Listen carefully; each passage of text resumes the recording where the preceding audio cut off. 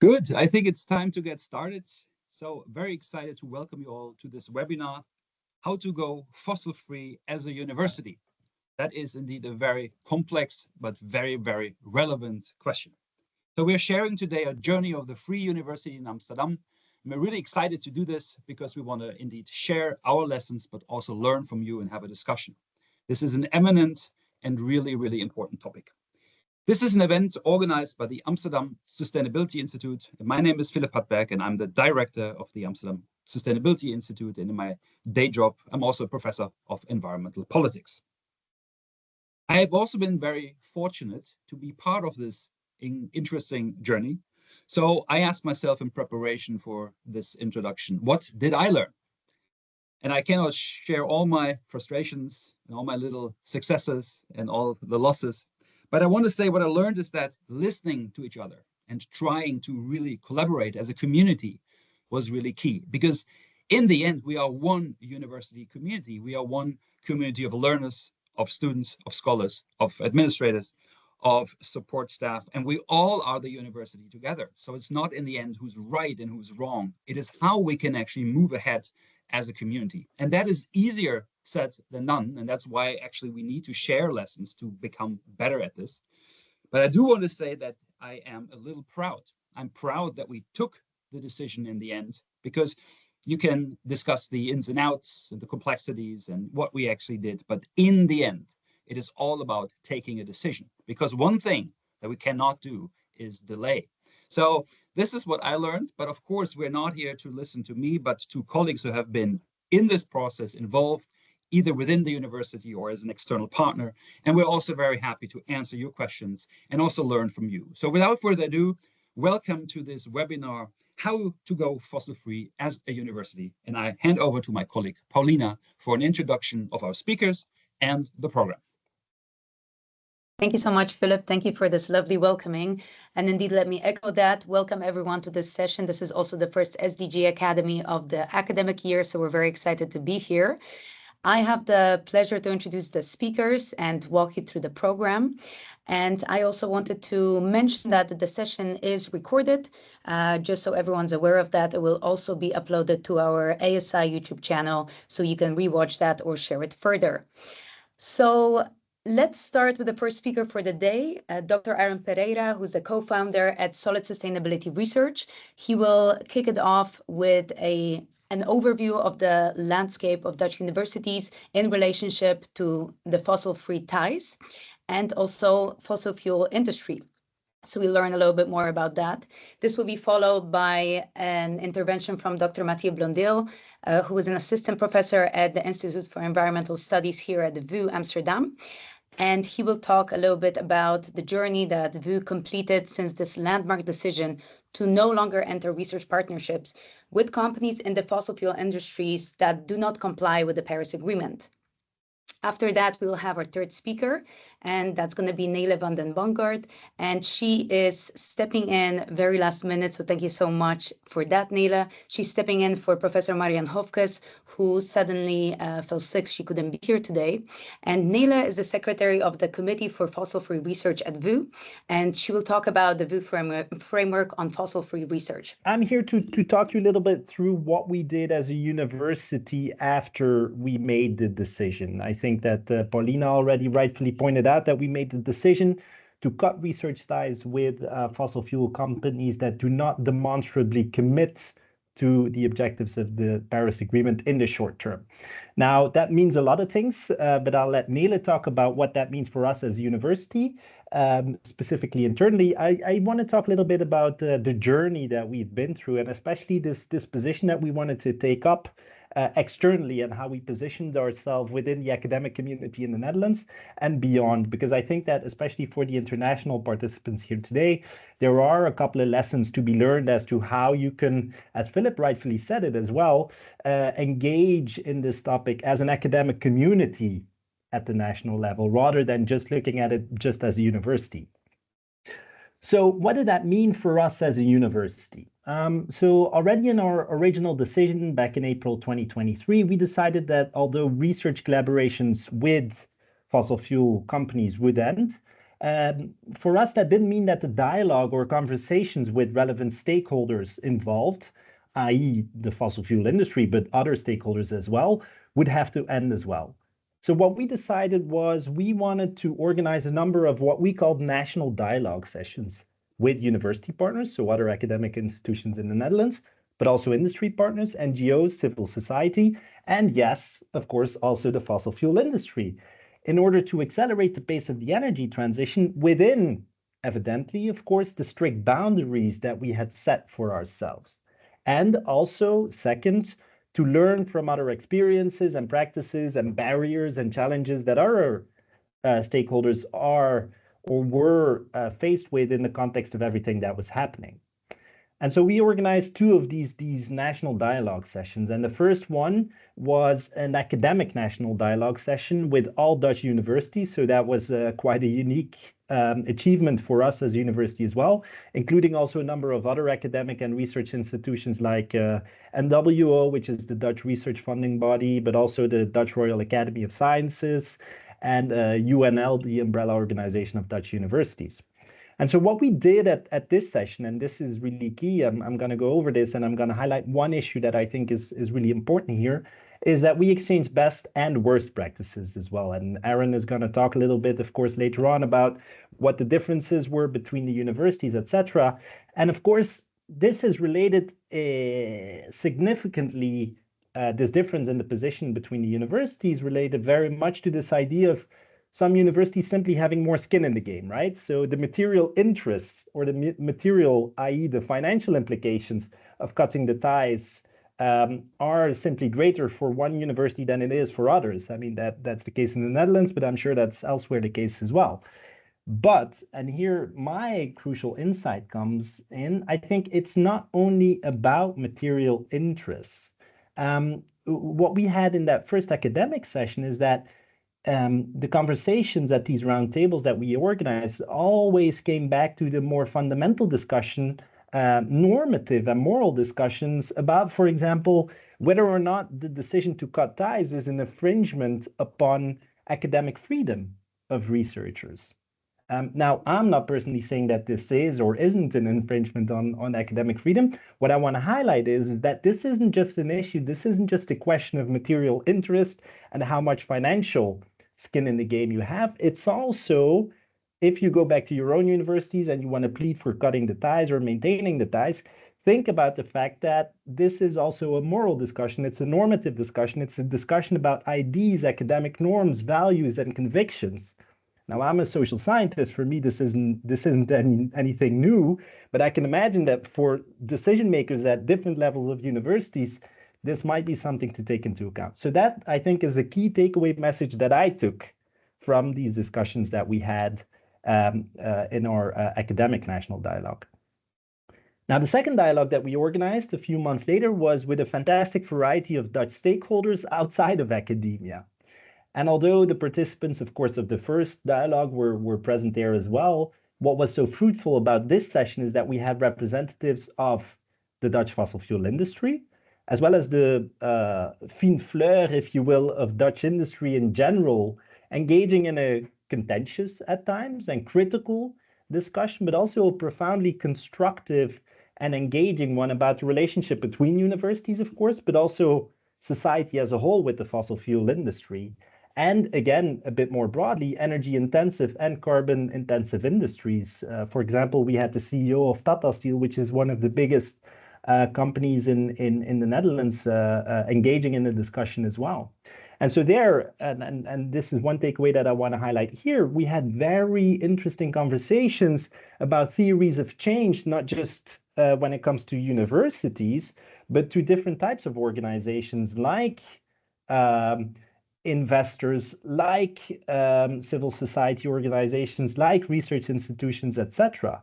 And so it always came down to this idea of engagement versus disengagement isn't a binary, it's a continuum, because we had a session, for example, with the shareholder activists or the activist shareholders better off follow this, that basically buy shares of fossil fuel companies so as to influence annual general assemblies by putting motions on, well, if you will, on the General Assembly agenda for example. So that's really interesting and really important to understand how they pursue a strategy of engagement. But then we also had ABP, which is one of the largest public Dutch pension funds that have chosen the completely opposite approach of divesting away from the fossil fuel industry. And as an academic institution, it's absolutely crucial to understand what these different positions are, not just, again, in the academic world, but outside of it as well, because this continuum of, on both ends, engagement and disengagement is something that is applicable elsewhere as well, and that we can learn from as well as an academic community. So a couple of just final reflections on my end. I think they're a bit similar to what Philipp at the outset already said as well. First, there is so much value in coming together, in learning from each other, in discussing different positions, in understanding sensitivities and issues at different institutions, and how these different institutions, other than your own, act upon these. Because this will help you to engage with contestation and discussions at your own institutions as well. And that, I think, is really crucial. And then for me, another crucial takeaway from this is that close the door. We've closed the door, absolutely. And I'm very proud on the decision that we've made, but we haven't locked it and thrown away the key.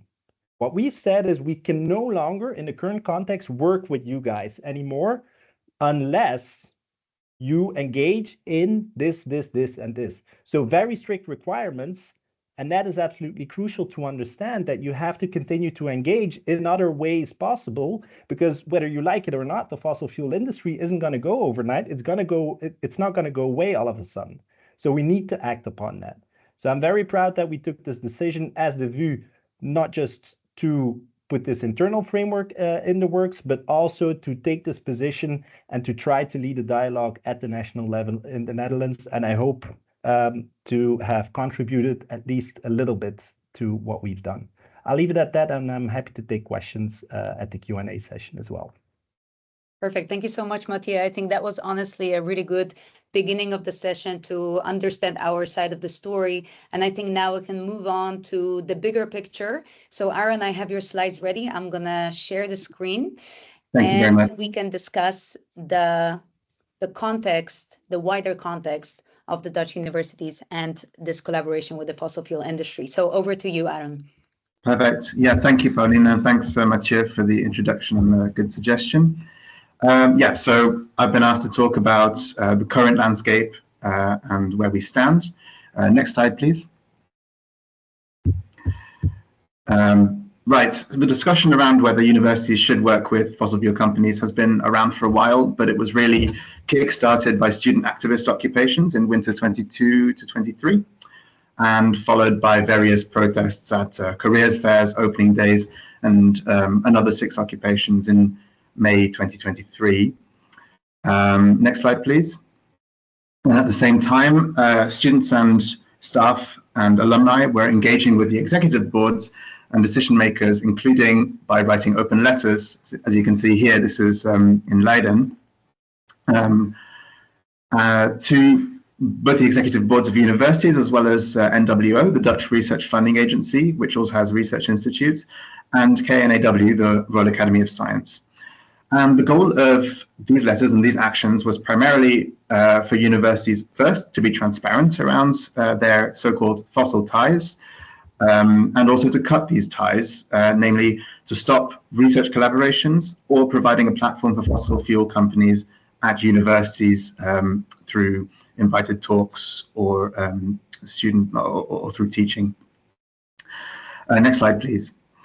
So sooner or later, most universities found it important to engage with this debate in a meaningful way, and that led to dialogues, debates, deep democracy sessions, many names, but essentially a way in which the universities could engage with their community of students and staff.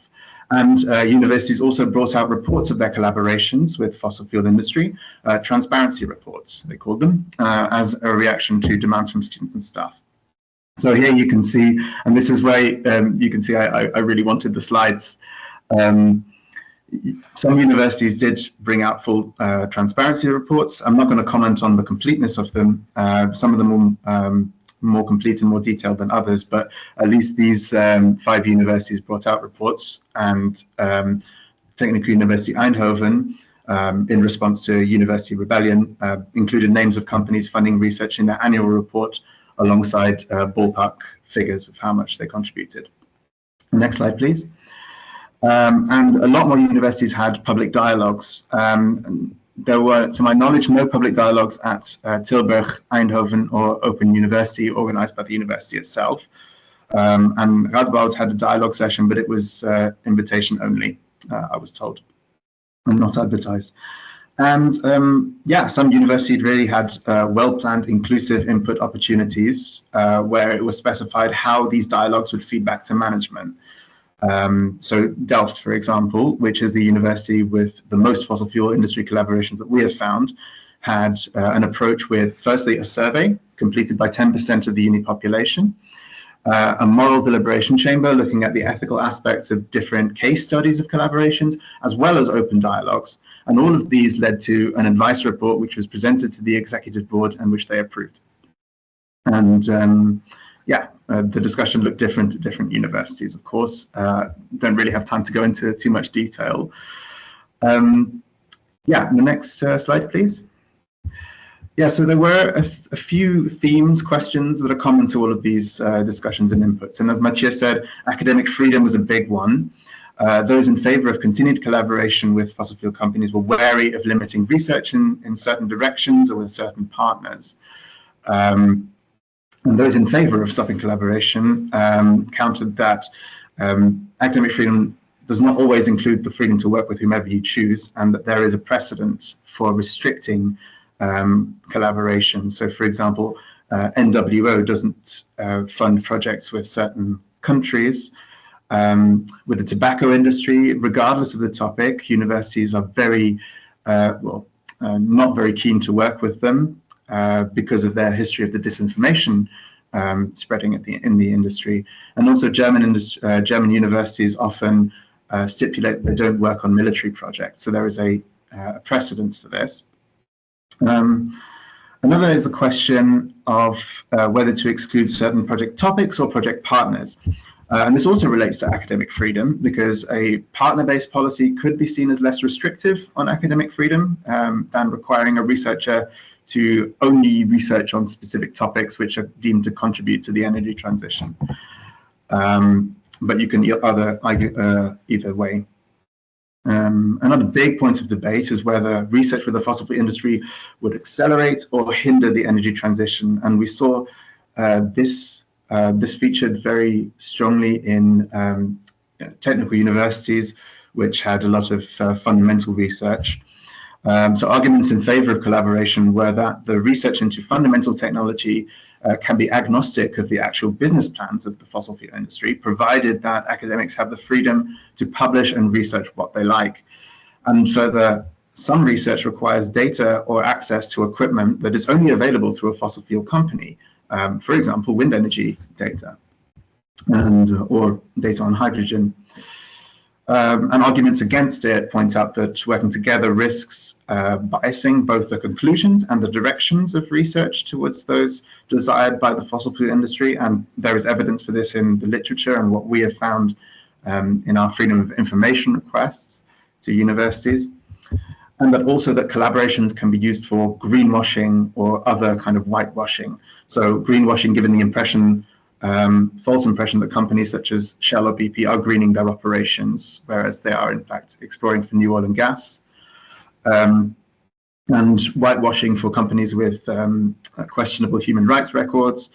Association with universities is, universities are widely seen as prestigious and neutral, and this bolsters their so-called social license to operate. And we see that this companies and universities are well aware of this from the communication we obtained, for example, with Aramco, Saudi Aramco, in our freedom of information requests. Yeah, and also based on the reality of funding at universities, where quite a few projects and positions are dependent on external funding due to a lack of first or second stream funding. So maybe we'll talk more about this later. But there was a lot of motivation to try and find a way of neutralizing the harm of these collaborations while maintaining the money coming in. And there are many other points, but I can elaborate further in the discussion in the interest of time. One thing I will say is the debate was, for my mind, not ideological. So it was really based on facts and good arguments in the most part. Next slide, please. Yeah, so policy. Many universities brought out statements and commitments to policies. Some of these universities decided to exclude partners. Others remained open for all partners, but put restrictions on what they were able to do. And these are just the policy commitments. So not all the policy has been worked out currently. It takes a longer time. In some cases, like with the VU or with Leiden University, it's because they want to take time to make an inclusive, democratic policy, getting all inputs. In other cases, and I get the impression that it could go well. There seems to be no reason for the delay, but this is based on what we understand from those universities. So, for example, at Utrecht University, the board presented a draft policy to the University Council last year, but from my latest knowledge, the criteria will be finally approved in the autumn of this year, and the committee was only formed at the beginning of this year. So the pace of developing policy is moving differently at different universities.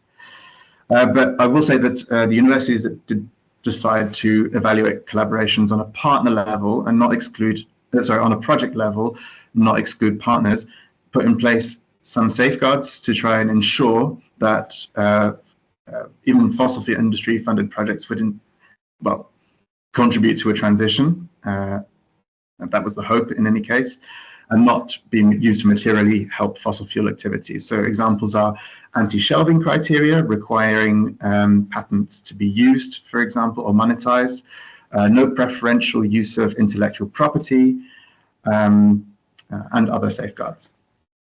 I think I'll leave it at that because we can go into more detail in the discussion, if that's all right.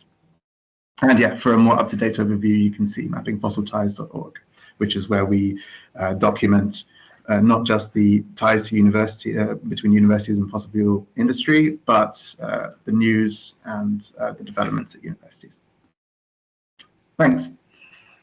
Thank you so much, Aaron. Thank you. This was perfect. I think it gives a really good idea as well and a broader picture, which is very important.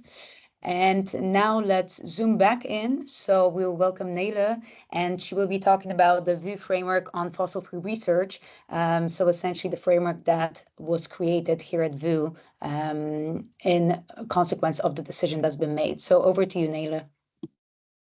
Yes, thank you, Paulina, for the great introduction. So indeed, I will be talking about the framework that is also publicly available on our pages. So it's a document that is also to you freely available. And it consists of various parts. So it's also describing the committee itself, of which I am part of. And then I will go into more detail regarding the decision-making process. So I wanted to start with pointing out that this is a committee that is independent. So it provides a request is filed to this committee, and the committee then goes about the specific case and then issues an advice to the board of directors of the university.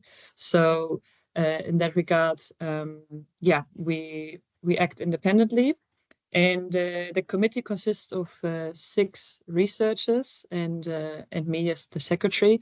And they've been carefully selected. So just to safeguard a range of expertise within this committee. So we have someone with an accounting and someone with a legal background, for example, or another colleague who is an expert for the science policy interface, just to make sure that we have, important perspectives as part of this group.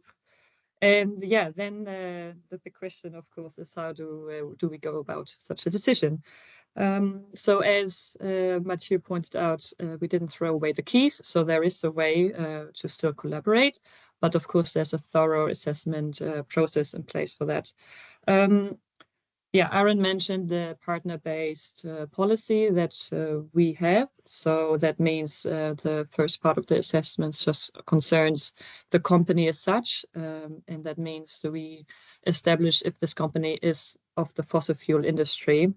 And yeah, this is done by using an industry classification standard. So that is also publicly available information.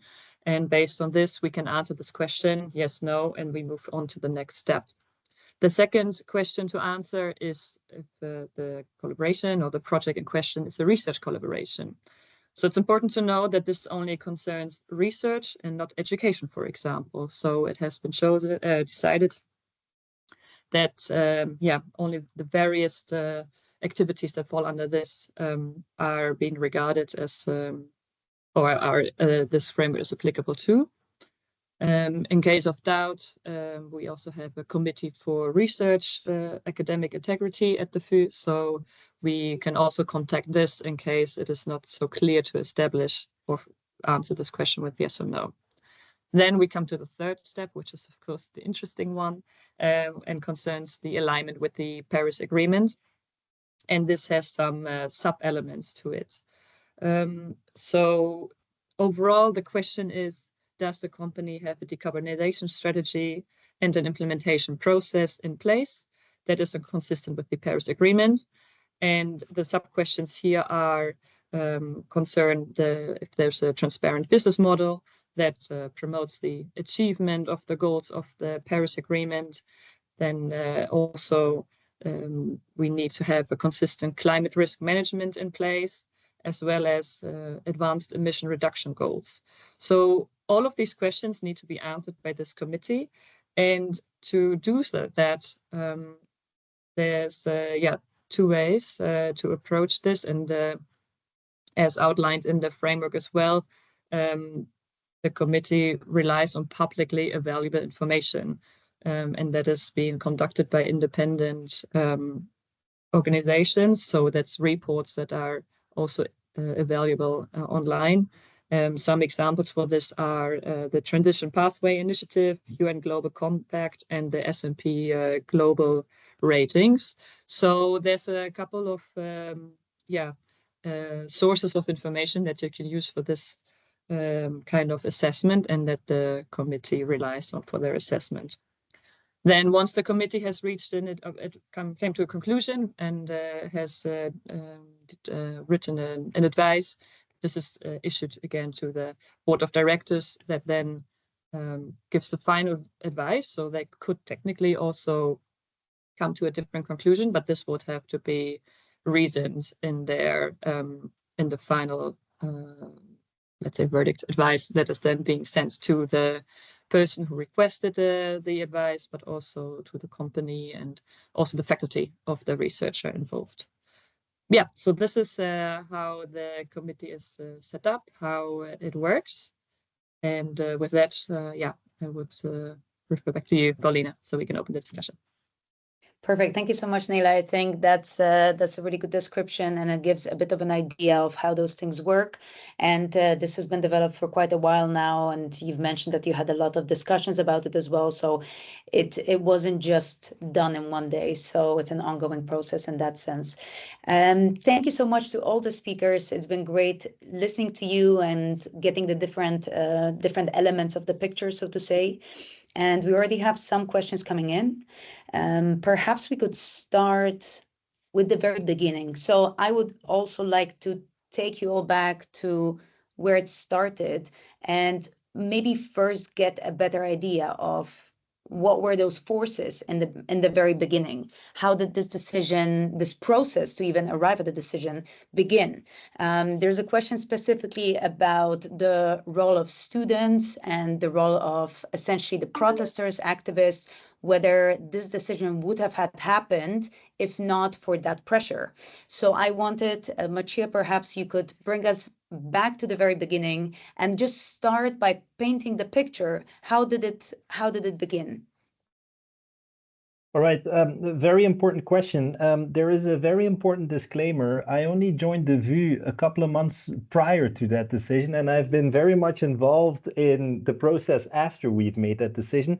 But I do have a bit of an overview of what happened. But please, for the other speakers that had more experience with that, jump in, because I already gave a written response in the Q&A here. Earlier.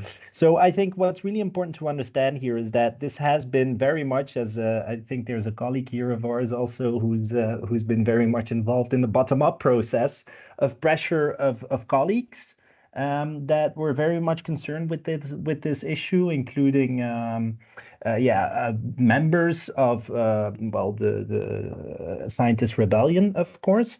But I mean, in that sense, that's of course one thing, and they've done a fantastic job. And I think that without them, this wouldn't have happened, I think, although it's of course very difficult to make that counterfactual.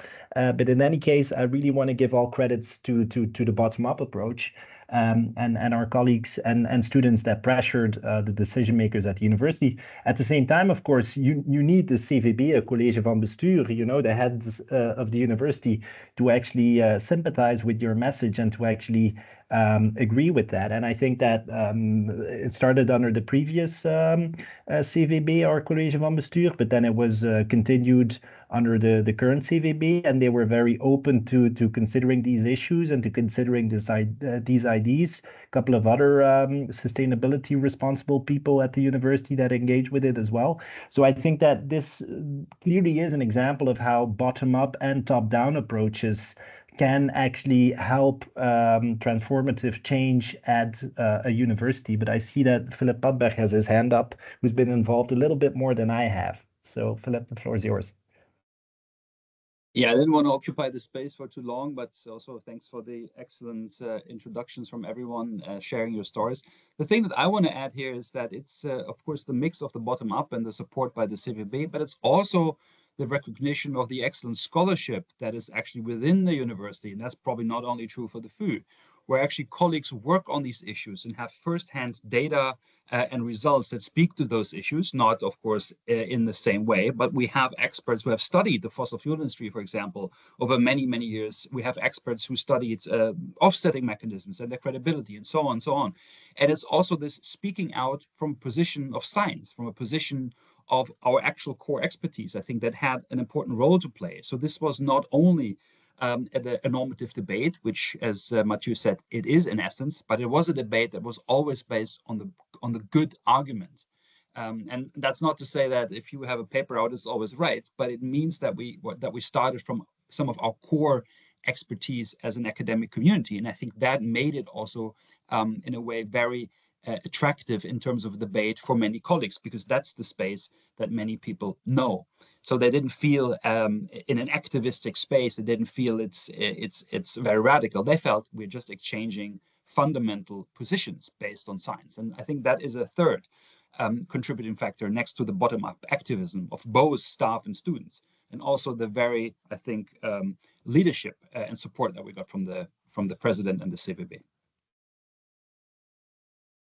Thank you so much, Philipp. Perhaps I could pass on this discussion to you, Aaron, because you also analyzed different universities and different contexts there. So did you see this kind of involvement in other contexts as well? So activists, students, perhaps the staff that was standing up and starting this discussion. How does it compare? Yeah, very good question. And I think at each university it was very different.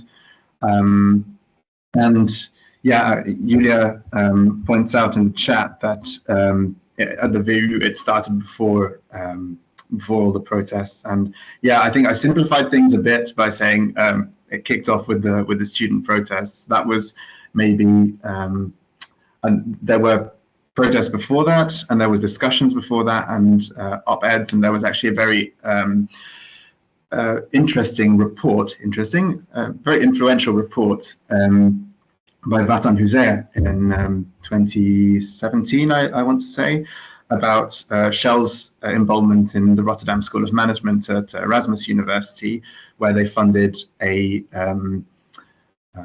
a report or a research into, I think it was tax policy for large companies, and didn't declare it. So this has been going on for a long time. I think, for example, at Utrecht University, there was a lot of student activism, and that essentially, I don't want to say that made the College van Bestuur declare climate emergency, but they did that during the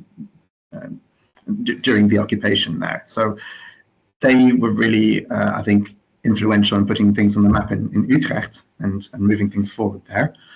And in Leiden, I know a little bit more about that because I live in Leiden.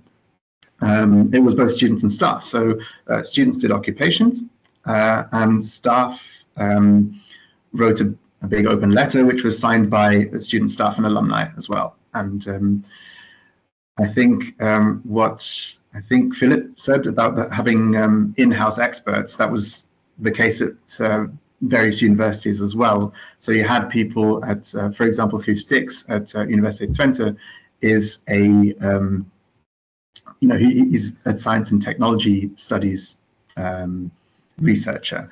So you have this in-house expertise, which also contributes to the discussions that I have people having both at the universities and nationwide. Does this answer your question a bit? Yeah. Yes, thank you. It wasn't necessarily a very straightforward question, so I'm glad that you took it for a bit of a spin. That's perfect. Yeah. I would just say one thing, that we have a news trail, so you can go to mappingfossilties.org/news, and then you can see how things developed. We document what happens in the university newspapers and also at national newspapers. So yeah, if anyone's interested, they can see how this whole discussion developed. Perfect. That's on your website, right? The Solid Sustainability Research? No, it's Mapping Fossil Types. So I should say we do research as Solid Sustainability Research. That's the research bureau of me and my colleague, but we work in a coalition, and that includes Scientists for Future, End Fossil Occupy, University Rebellion, Scientist Rebellion, and yeah, so I was just about to post it, but my colleague has got there before me. That's the link to the news overview. Thank you so much, Linda. Thank you for being very much on top of it. Perfect. So I can see that there is a little bit of this pressure that is necessary to just move forward and start a process like this, especially transformational process like this. Perhaps we could discuss a little bit more what came next. So Mathieu, maybe I could bring you back into the spotlight to discuss the dialogue series, and maybe especially the initiative where the different stakeholders were involved. So building this dialogue, connecting fossil fuel industry, citizens, scientists, bringing in a lot of different voices. How did you manage that? And yeah, how did you find that? And was that an important step for this process? Yeah, absolutely. I think so, because I guess it all starts from this idea that, of course, yeah, we make a decision. We've struggled, of course, as have other academic institutions. We don't want to be moralizing either. We don't want to, finger wiggle and say, hey, guys, you should be doing this and follow our lead and whatnot. No, we wanted to take this opportunity to share our knowledge, our experience, our values, our ideas on this topic, and to exchange ideas with, first of all, other academic institutions, of course, in that first dialogue session, but also in the second session, because we know that this is a topic that goes beyond academic institutions. It's what we said. It's shareholders. It's the financial industry, where the divestment pressures, for example, this notion of engagement versus disengagement is happening as well. It's in general NGOs that are struggling with these issues in terms of the more institutionalized NGOs as well. And it's in general just companies that are reliant on fossil fuels, for example, for the manufacturing of their products. A company like, as I said, Tata Steel, that was present there as well, which is, of course, a very energy carbon intensive company as well. They're struggling with the question of, okay, what do we do with fossil fuels? How do we make sure that we transition as well? that we're not necessarily seen as the bad guy, but that we can engage in a positive way here. So I guess the idea was exchange IDs. Don't necessarily go in there saying that you have the universal truth there, that everyone needs to follow your lead, but basically, engage or exchange IDs and experiences when it comes to, okay, what are the challenges that we've all experienced in the academic community and beyond that? How do we circumvent this, and how do we cooperate with each other? But cooperation based on a number of scientifically sound, very strict requirements that we have set out for ourselves. And I think that's absolutely the key, because it's one thing to basically say we don't collaborate with you on this or that level anymore, but that doesn't mean that you need to, stop engaging with one another completely. So I think, again, for universities or representatives here from universities from outside the Netherlands, I think that you really should consider thinking or consider engaging with other actors that are struggling with similar issues outside of academia. Like I said, pension funds or asset managers or companies that engage with these fossil fuel industries. That's absolutely key, because it's not just an academic question. It goes beyond that. It's a very societally relevant question as well. Thank you so much. I think that's also a very valuable point, and it shows that this goes way beyond, and it's indeed a very large decision to take, complex but very, very important. Perhaps we're going to switch up the focus a little bit. There's a question in the Q&A specifically about the committee. So Neele, this question was addressed to you. I think you probably will be the best suited person to answer it. You might have seen it already. It is about essentially the reach of the decision. So specifically when it comes to the collaborations, that's the focus. We know that we no longer want to enter those research ties as a university, but does it go beyond research? So for example, if there's a program that somehow is funded by fossil fuel industry or some form of activities done by students at the university, how deep does the framework go? Yeah.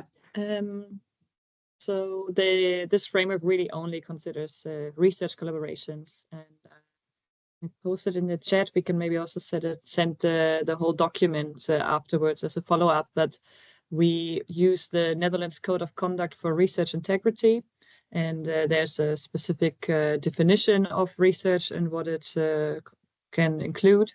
But educational activities, so teaching, for example, or guest lectures or collaboration as part of master thesis, for example, are not included. So this framework doesn't apply to that. Also career events, there was something mentioned like lobby activities. That could be one element of that still allowed. Also ancillary activities is also a bit difficult, or some researchers have dual affiliations also with another institute. So the VU affiliation of the researcher is also another important point, of course. But if you're affiliated to another university, you're still regarded as a VU researcher. So there it does reach quite far. But yeah, education activities, other activities are not part of this, are not considered under this framework.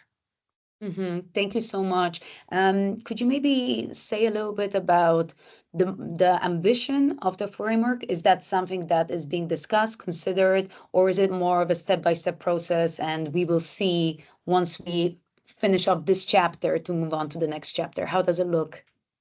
Now, I think for now we are concerned with operationalizing this framework, and that takes up all our energy. So for now, this is what we're doing. We are, still also getting used to this and setting up the process. So for now, this is at least as far as I'm involved, or I'm sitting more on the operationalizing end, maybe. This is for now the focus, yeah. Perfect, thank you. As already mentioned, this is such a large process, and you got to make the first step, and indeed, it's nearly impossible to work on all the different fronts. So that also makes sense. Thank you so much. Let's jump back to what has been said earlier. So indeed, when it comes to cutting ties in whichever dimension, it's always a very big decision. And there's a lot of different interests at hand. And there's also a question of academic freedom. So this is a question that's just been posted in the chat as well. How has this matter of academic freedom been handled in the discussions within VU? How has this been considered? Whether it has been considered? How did it look? I'm tempted to go back to you, Mathieu. I don't know if this is something you would like to tackle. Perhaps I can also call in Philipp, who also has been involved from the very beginning. Is there one of you that maybe has a preference? Yeah, Philipp has. Okay, fantastic. Over to you. Yeah, not really a preference, but I actually remember a discussion I had with our rector, the rector of the university, Jeroen, and we talked about this issue, and he said to me, I think it's interesting that there's so much polarization on this, while few people would disagree that having academic freedom doesn't give you a carte blanche to do all sorts of ethically questionable things. So actually, this is a false dichotomy. Of course, we have academic freedom, and academic freedom is an important cornerstone of the modern university.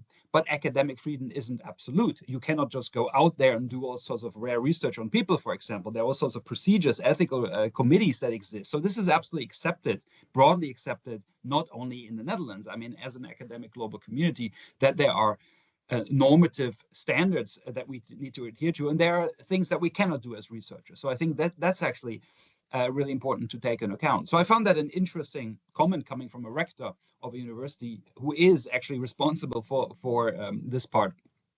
And I think it reflects a bit this idea that everything is a contradiction on these two camps, but often actually there's a lot of disagreement. There's a lot of agreement already, and actually less disagreement than we think.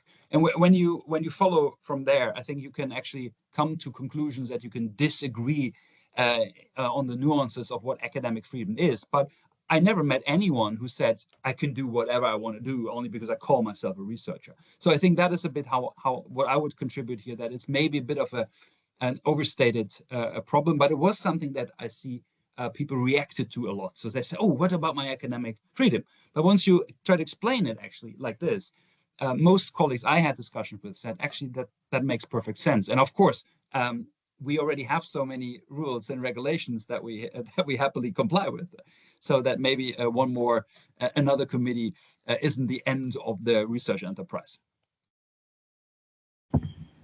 Can I also make a couple of? Yeah. So yeah, as you say, like academic freedom is not absolute. I think a lot of researchers, or a few researchers, especially in the technical field, like to believe that research can take place in a vacuum, whereas research does also have a social and cultural and political context.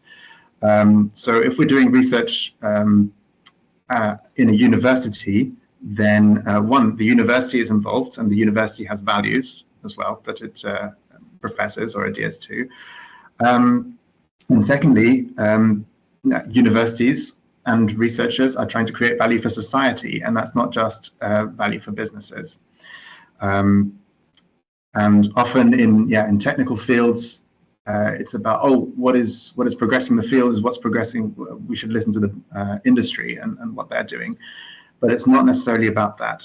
And now, when you allow the fossil fuel industry to have a large say on research direction, which is the case if they get to fund projects and if you are dependent on them as an institute, then you're going to be funding more projects which are in line with the research directions of this industry, even if they are for, let's say, green topics or topics contributing to the energy transition, or could contribute to the energy transition. So one concrete case that we've seen is at Maastricht University, where Aramco were presented with 4 topics that they could fund, and they end up funding a project on, I think, circularity of bio-based materials, so bioplastics, etc., and not funding a project on urban degrowth.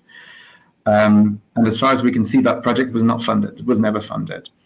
So this is one concrete situation where the fossil fuel industry influences research. But we've also heard from other people that, you know, the direction that they take it with a fossil fuels backer interests in mind, or they would be discouraged from going down a certain research path because it wouldn't be, you know, it wouldn't get any money from their fossil fuel industry backers. So yeah, you could conversely have more freedom if you give up this small part of freedom to work with whichever partners you can, and then also open the floor for even smaller players, because the fossil fuel industry is quite large, can afford to co-sponsor, co-fund projects with the NWO, for example, whereas smaller players maybe don't. Yeah, so that's just what I wanted to say there. Thank you so much. That's great. I'm seeing that we're slowly running out of time. I would like to also acknowledge that there's been great contributions from two colleagues of ours that are part of Scientist Rebellion in the chat. So I also warmly invite everyone to see Julia Schaumburg's and Marta Vence's comments there. And I'm going to pass on, due to the sake of time, to Philipp Pattberg. That's gonna be the closing of our event and also perhaps a continuation of what to do next. So Philipp, over to you. Yeah, thank you very much. Of course, always everything too short, and we could have gone into each of these topics in much more detail. But I think very happy that the technical difficulties notwithstanding, I think we had a very insightful discussion. Even I, who has been part of this, learned something, which I really say was being very humble, because there's always something to learn, even if you think you heard it a million times. I think there's always a new perspective to be gained. I want to say one thing that is really important is that has been a team effort, and I think it's true for many other places where similar struggles are ongoing. And again, it's not about bragging that we are special. No, we're not. We're just part of a larger community of change makers. And that's not only true for sustainability, but there are many other issues, for example, social justice, where this is important. And I think it's critical to realize that it is a team effort, that it could not have been done by anyone alone. It's neither the students, nor it is the staff, nor it is the CVB, nor it is the researchers. This is really coming together and building on each other's strengths. And I want to echo this also in this meeting today. Thank you very much for your contributions, different contributions, both from the speakers, but also from everyone who asked a question. We can only move ahead if we do that together. And that is not to say that we always need to agree, far from it actually. It's in the disagreement that we can sharpen our arguments, that we can sharpen our moral and normative positions. But essentially, it is about taking decisions. They are complex, they're difficult, they sometimes need to be revoked. But we cannot stay away from taking decisions. We cannot continue forever to discuss more data and more facts and do nothing. So I think in that sense, this is an important step ahead, and that goes for many, many universities. If I could offer a wish, I would say it's important to learn more how these struggles play out in other places. So please connect to us. There's an opportunity to become connected to us on LinkedIn. That is the Amsterdam Sustainability Institute, but we will also share a link to the recording of this event, and in that sharing we will identify a number of opportunities for further collaboration, because in the end this is just one ripple in the pond, and hopefully there will be more ripples and they can mutually support themselves so that we can get a larger community making important changes. Because in the end, this is not just a really interesting academic debate, nor is it just an administrative issue of universities. It is the defining question of our time.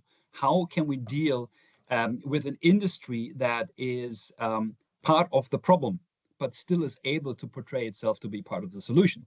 Which for me, as a social scientist and as a political scientist, I do have some ideas why this works, but I don't want to impinge my ideas on you. I just want to say we need to discuss that critically if we want to keep a chance of even meeting the upper limit of the Paris Agreement, which is the 2-degree target, which, as you can see in Europe right now with the flooding, is already devastation.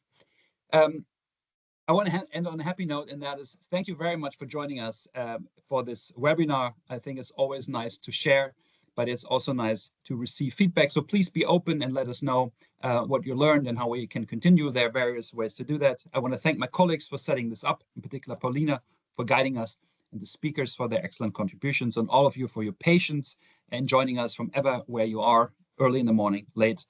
Let's continue the discussion. Thanks very much. This was the story of the VU Amsterdam, and hopefully until soon.